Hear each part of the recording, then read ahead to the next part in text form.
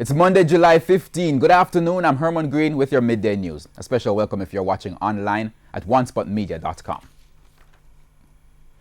Opposition leader Dr. Peter Phillips has asked the Integrity Commission to release a summary of his integrity filings. The call comes hours after Executive Director of the National Integrity Action, NIA, Professor Trevor Monroe, made the plea for both the Prime Minister and the opposition leader to make the release.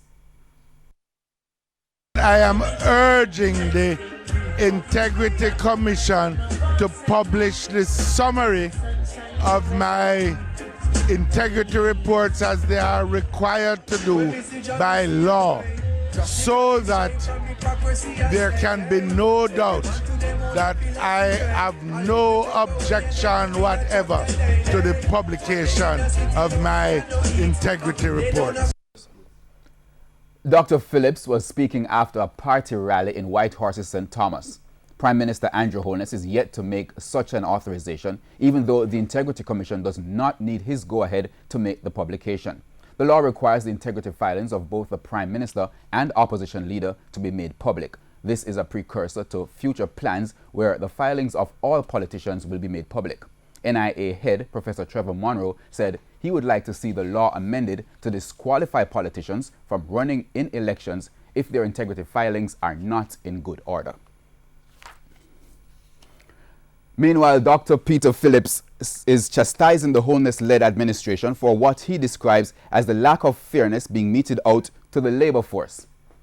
Some of the tourist institutions that we have studied, that it's up to 40% of the workforce in some of the hotels that are being treated in this way.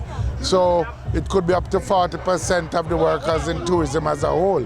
But we are exploring this. And certainly, in some instances, people are getting below the minimum wage, even in the public sector. The opposition leader says there's also a need for greater equity between contract and full-time workers. We think it is wrong, and we think that it leaves them vulnerable, especially in their older years when they don't get the pension rights.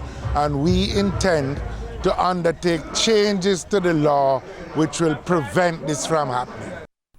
Dr. Phillips was speaking to delegates at the PNP headquarters recently. The race for the top job in the People's National Party, PNP, has intensified as challenger Peter Bunting on Sunday officially launched his campaign for the presidency.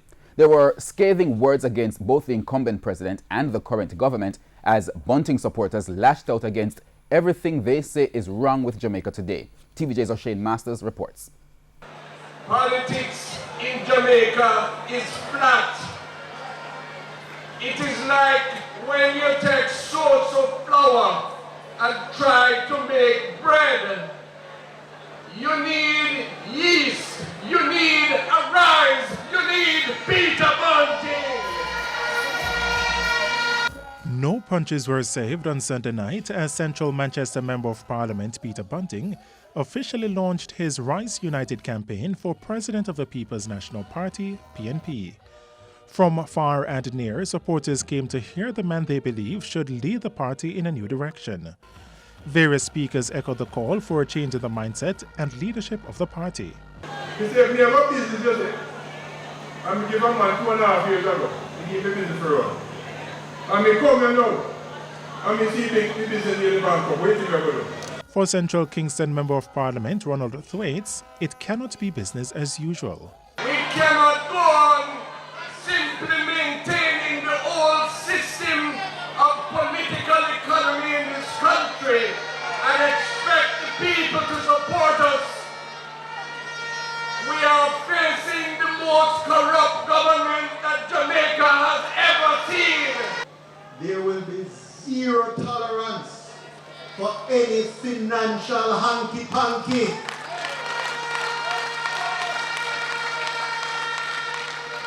Politicians must stay away from taxpayers' money or be prepared to wear your pants. Their comments come against the background of the recent incidents of corruption and mismanagement of resources under the Andrew Holness-led government. Mr. Bunting blasted the government for the abandonment of the Unite for Change initiative, which he started as a crime-fighting measure when he was National Security Minister. He again knocked the government for a proper program to deal with crime.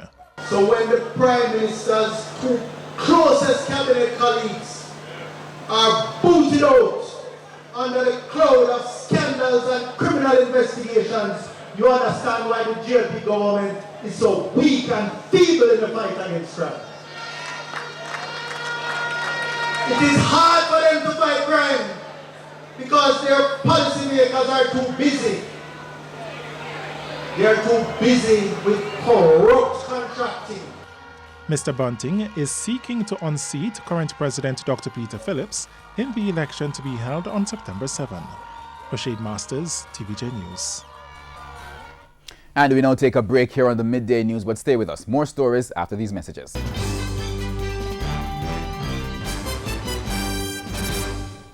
Welcome back, continuing the news. The Westmoorland Police are reporting that they have put a dent in violent crimes in that parish. The details in this report. The police in Westmoorland putting a dent in crime to ensure they reap the benefits of the state of emergency as murders fall 30%. Our hotspots are pretty much quiet. Most of the incidents that we have, they are domestic related. Neighborhood watches are to be organized to help in this area. The police also appeal for residents to help. Wherever you know firearms are located, it is very much important that it is told to the police. We do not want situations where persons are involved in conflicts and then they retrieve these firearms and shoot and kill each other. We want persons to be alive, not dead. Dashan Hendricks, TVJ News. Meanwhile, the police have launched Operation Secure St. James as the next phase of its push to reduce crime in that parish. Assistant Commissioner of Police in Area 1, Donovan Graham, says it now replaces the original program, Operation Restore St. James. Part of the Operation Secure St. James involves a new motorized patrol unit which will focus on the city of Montego Bay. We'll also have a quick response unit that are motorcyclists who are so trained in responding to issues of crime within the city. He says efforts to improve the CCTV coverage of the city are also underway. New cameras are being acquired as we speak, so a full rollout is expected in the near future, which will also enhance the safety and security what we are trying to achieve today. Meanwhile, one of the Westmoorland Police's most wanted was shot dead in St. James on Sunday. The cops say 25-year-old Duchesne Allen, otherwise called Nigel, of Greenwich in Westmoorland, was killed about 4 o'clock in the afternoon after he engaged members of the security forces in a shootout in Long Hill in the parish. Duchesne was wanted for murders in St. James and Westmoorland. An Uzi submachine gun was reportedly recovered after the shootout. In February, the Westmoorland Police listed Duchesne among 23 other individuals as wanted in connection with crimes committed in that parish. The others were wanted for shooting with intent, escaping custody, wounding with intent, among other crimes. And the Manchester Police are reporting that they are making headway into investigations surrounding recent murders. Operations Officer for the Manchester Police, Deputy Superintendent Lloyd Darby, says based on intelligence received, several crimes committed in the parish are connected to lottery scamming. It has been stated over and over this phenomenon of lottery scamming. And we see that many of our incidents are in some way, shape or form linked to this illegal activity. Speaking at a recent Manchester Municipal Corporation meeting, DSP Darby said additional resources will be deployed to the Christiana area. Of concern to the residents in Christiana and to the police.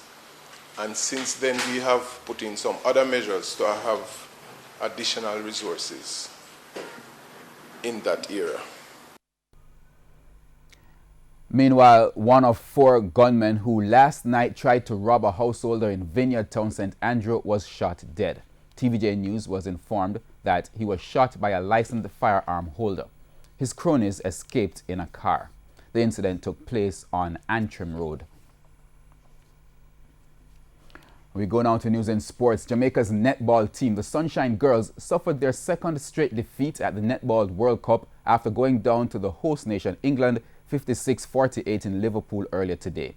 Janelle Fowler's prolific form of 43 goals from 43 attempts was not enough, although Helen Houseby and Joanne Harton contributed 29 and 27 goals each.